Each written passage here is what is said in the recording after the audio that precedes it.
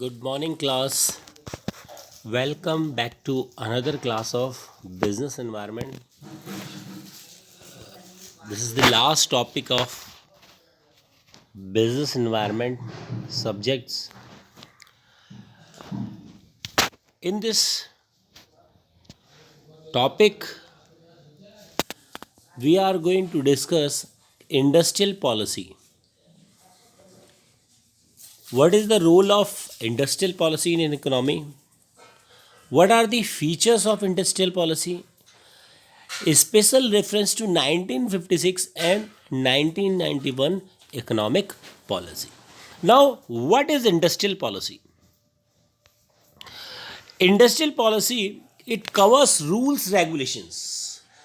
Industrial policy का मतलब है rules regulations principle policies procedures laid down by the government, सरकार के द्वारा समय समय पर प्रिंसिपल्स रूल्स और पॉलिसीज बनाए जाते हैं इंडस्ट्रीज को ऑपरेट करने के लिए. It prescribe the respective role of the public, जिसके माध्यम से सरकार पब्लिक्स सार्वजनिक और निजी दोनों ही उपक्रम छोटी इंडस्ट्रीज और मीडियम सेक्टर इंडस्ट्रीज के डेवलपमेंट के लिए समय समय पर पॉलिसीज बनाने का काम करती है. इंडस्ट्रियल पॉलिसीज में वो सारे प्रिंसिपल, वो सारे रूल्स आते हैं जिसके माध्यम से सरकार द्वारा उनको नियंत्रित किया जाता है. It corporate fiscal monetary policy, tariff policy, labour policy, इसके अंतर्गत वित्तीय, मौद्रिक, टैरिफ और लेबर पॉलिसीज भी आती हैं. सरकार के द्वारा समय समय पर इस पॉलिसीज में चेंज किया जाता है. It shows the government attitude not only towards external assistance but also towards public-private sectors. Industrial policy shows the attitude of the government not only toward external assistance but also towards public and private sectors. Government का निजी और सार्वजनिक हित के प्रति जो interest है, जो असिस्टेंस है, जो सपोर्ट है, वो किस तरह का है, इसी पॉलिसी के माध्यम से वो अर्थव्यवस्था में दिखता है. इसीलिए the industrial policy play a very dominant role for the development of economy, for the development of private sector, for the development of public sectors. Without industrial policies the private sectors and public sector cannot be managed by the government. So that's why industrial policy, in a nutshell, we can say that it is the policy, it is the rules on that basis government manage the industries. Now, objective of industrial policy. What are the objective? Why industrial policy bring bye the government, क्यों लाई गई सरकार के द्वारा industrial policy, इसकी बात करते हैं. First है rapid industrial growth. The industrial policy of government of India is aimed at increasing the tempo of the industrial development. पहला उद्देश्य सरकार का इंडस्ट्रियल पॉलिसी को लाने का ये था ताकि बड़े पैमाने पर इंडस्ट्रियल डेवलपमेंट हो सके. Next, balanced industrial structure. The industrial policy is designed to correct the prevailing loopholes-sided industries structure. Industrial policy को इस तरीके से डिज़ाइन किया गया ताकि इंडस्ट्रीज़ के स्ट्रक्चर में सुधार किया जा सके, इंडस्ट्रीज़ को बढ़ावा मिल सके. Balance regional growth. Industrial policy play also aim at correcting regional imbalance. सरकार के द्वारा इंडस्ट्रियल पॉलिसी के माध्यम से बैलेंस रीजनल ग्रोथ पॉसिबल हुआ and that balance regional development growth help the economy for the development of growth, for the generation of employment opportunity. Next, solving the problem of employment.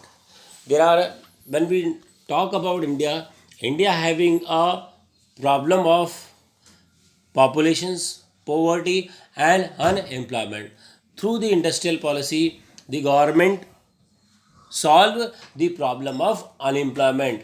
When government launched the industrial policy, either 1956, 1966, the government have given the license to the private sector so that he can invest the fund and he can open the new industrial undertaking, and the rural people and the backward people also get the employment opportunities. So industrial policies solve the problem of unemployment. Next, industrial policy resolution 1956. अब हम बात करेंगे जो औद्योगिक नीति 1956 की आई, उसका क्या उद्देश्य था. Industrial policy 1956 launched by the establishment of this policy country resources and also increase the government driving in expanding the public sector as a means for rapid economic development. With the industrial policy, the country resources also increase and the government get the huge amount of fund, and this fund is supported to the development of public sector undertaking so that economic development can be sustained. So objective of 1956 to accelerate the rate of economic growth and to speed industrializations. With the policy of 1956, the basic aim of this policy is to grow the economy and to speed up industrialization, औद्योगिकरण को बढ़ावा देना और आर्थिक संसाधनों में बढ़ोतरी करना इसका उद्देश्य था. To expand the public sector, develop heavy and machine making industries. Public sectors को बढ़ाना और जो हैवी मशीन्स हैं उन इंडस्ट्रीज को भी डेवलपमेंट करना. To increase employment opportunity and improvement of living standard and working conditions of people. रोजगार के साधनों को बढ़ाना, रोजगार के साधनों को सृजन करना और लोगों की आजीविका में सुधार करना. To reduce existing disparity of income and wealth. जो विभिन्नता थी आय में, जो आय और वेल्थ में जो लोगों के असमानता थी उसको दूर करना भी इस पॉलिसी का उद्देश्य था. The expansion of the public sector, public sectors को बढ़ाना, पब्लिक सेक्टर्स पे ज़्यादा फोकस करना गवर्नमेंट का इस इंडस्ट्रियल पॉलिसी का उद्देश्य था. The building up of a large and growing cooperative sectors, बड़े पैमाने पर सहयोगी कंपनीज, जो सहयोगी सेक्टर्स है उनको बढ़ावा देना ताकि इकोनॉमी की ग्रोथ पॉसिबल हो पाए. And increases in the opportunity of gainful employment, improvement of living standard. वही चीज़ है कि लोगों के लिए अपॉर्चुनिटीज़ प्रोवाइड करना, लोगों को एम्प्लॉयमेंट अपॉर्चुनिटीज़ देना इस पॉलिसी का मेन उद्देश्य था. The prevention of private monopolies, इस पॉलिसी का मेन उद्देश्य जो प्राइवेट मोनोपोलीज थी उस पर रोक लगाना था और जो इकोनॉमिक पावर कुछ लोगों के हाथ में थी उसे खत्म करना था. नेक्स्ट बात करते हैं industrial policy 1991. On 24 July 1991 the government headed by mister PV Narasimha Rao, जो 24 जुलाई 1991 में जो इंडस्ट्रियल पॉलिसी आई उस पॉलिसी को पीवी नरसिम्हा राव के द्वारा अनाउंस किया गया, जिसे हम न्यू इंडस्ट्रियल पॉलिसी के नाम से भी जानते हैं. The most important initiatives are with respect to virtual scrapping of industrial licensing and registration policies. इसका मेन ऑब्जेक्टिव इस पॉलिसी का था इंडस्ट्रियल लाइसेंसिंग और रजिस्ट्रेशन पॉलिसी को ख़त्म करना. कुछ इंडस्ट्रीज़ में मैंने आपको बताया था कि जब प्राइवेटाइजेशंस, लिबरलाइजेशंस, ग्लोबलाइजेशंस का युग आया तो लिबरलाइजेशंस के माध्यम से सरकार ने इंडस्ट्रीज़ को लिबरलाइज कर दिया, लाइसेंसिंग प्रणाली को लचीला बनाया. जो 18 इंडस्ट्रीज़ थी उसमें से 6 इंडस्ट्रीज़ गवर्नमेंट ने अपने हाथ में रखी रजिस्टर और बाकी को डी लाइसेंस कर दिया, बाकी प्राइवेट हैंड्स पे दे दिया. Objective of 1991 policy, encouragement to Indian entrepreneurship, promotion of productivity and employment generations. जो इंडियन एंटरप्रेन्योर्स जो जो बिजनेसमैन है, जो व्यवसायी हैं भारतीय, उनको प्रोत्साहित करना ताकि बड़े पैमाने पे उत्पादन क्षमता को बढ़ाया जा सके और रोजगार के साधन सृजन किए जा सके. Development of technology through greater investment in R&D and bringing new technology in the market. With the policy of industrial policy of 1991, the development of technology through greater investment in R&D and bringing a new technology in the market can be possible. नई नई technology आई 1991 policy के through, क्योंकि government ने liberalise कर दिया, R&D पे इस company काम करने लगी और बड़े पैमाने पे विदेशी इन्वेस्टमेंट आया. Increase the competitiveness of industry for the benefit of common man. जो कंपनी की उत्पादन क्षमता थी, जो कंपनी की प्रतिस्पर्धा थी, वो बढ़ने लगी कॉमन मैन के बेनिफिट के लिए.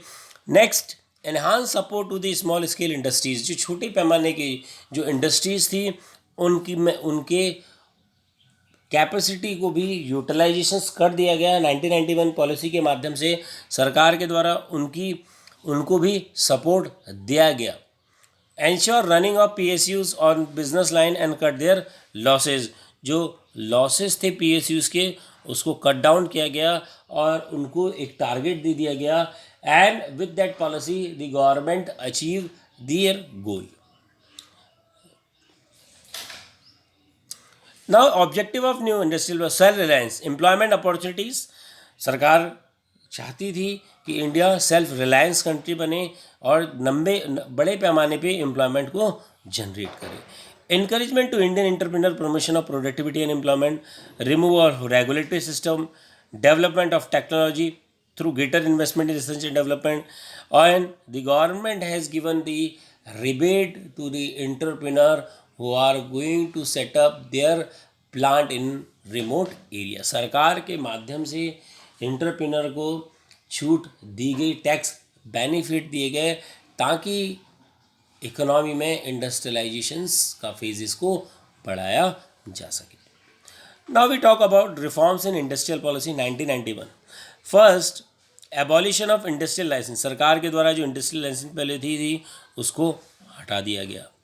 Foreign technology agreement. सरकार के माध्यम से 1991 पॉलिसी के माध्यम से a huge amount of FDI, FFI came in India, and the government has tie up with another government for a MOU. Government के माध्यम से MOU साइन किया गया जिसके माध्यम से फॉरेन टेक्नोलॉजी एग्रीमेंट किए गए.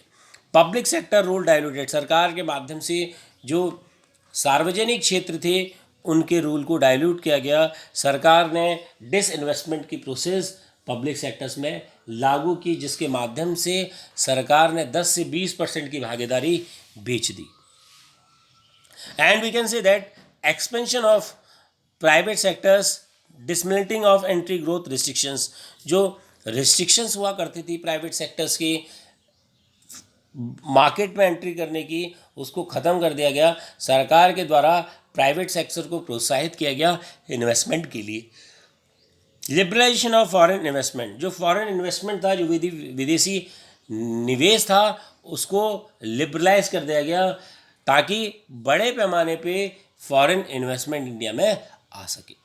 Removal of MRTP act restrictions. जो मोनोपोली रिस्ट्रिक्टिव एक्ट्स की जो रिस्ट्रिक्शंस थी उनको सरकार के द्वारा हटा दिया गया.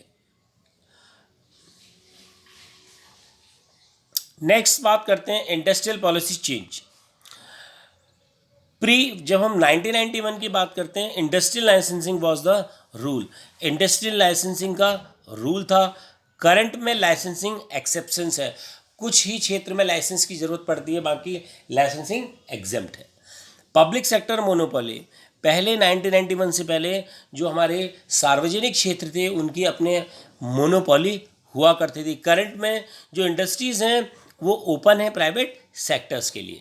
MRTP act restriction on entry and growth of large company. जो 1991 से पहले मोनोपोली रिस्ट्रिक्टिव ट्रेड एक्ट के थ्रू उन लार्ज कंपनी के लिए रिस्ट्रिक्शंस थी इन्वेस्टमेंट के लिए. Current no such restrictions. आज के समय में MRTP की रिस्ट्रिक्शंस को रिमूव कर दिया गया है और किसी भी तरह की कोई रिस्ट्रिक्शंस नहीं है सरकार के द्वारा। FDI allowed in selected industry upon 40% of total equity prior permissions। FDI को अलाउ कर दिया है कुछ सेलेक्टेड इंडस्ट्रीज़ में 40% तक टोटल इक्विटी, और उसके लिए प्रायर परमिशंस लेनी पड़ेगी। मैं आपको बताना चाहता हूँ कि सरकार के द्वारा समय समय पर जो इम्पोर्ट एंड एक्सपोर्ट पॉलिसी है, जो FDI पॉलिसी है, उसको रिवाइज किया जाता है ताकि बाहर से इन्वेस्टमेंट को लाया जा सके। FDI allowed in large number of industry upon 51%। अब जो इन्वेस्टमेंट, जो FDI की जो इन्वेस्टमेंट लिमिट है वो 51 कर दी गई है, लेकिन अर्लियर जो पीरियड था वो 41 था और उसके लिए प्रायर परमिशंस लेनी पड़ती थी। Restriction policy towards foreign technology. अगर हम बाहर की टेक्नोलॉजी ले रहे हैं, बाहर से सॉफ्टवेयर ले रहे हैं, बाहर से हम नई नई मशीन्स को ला रहे हैं, तो उसके लिए भी रिस्ट्रिक्शंस थी। But now the policies are very liberal towards foreign technology. Thank you.